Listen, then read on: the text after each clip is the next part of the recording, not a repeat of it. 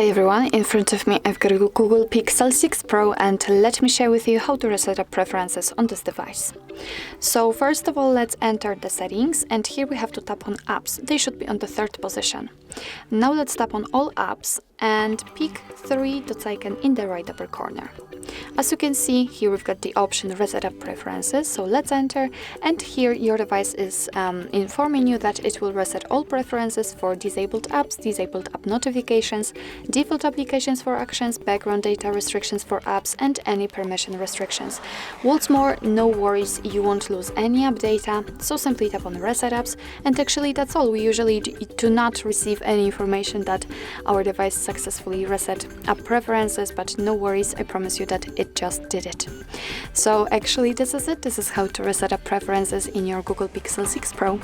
Thank you so much for watching. I hope that this video was helpful, and if it was, please hit the subscribe button and leave the thumbs up.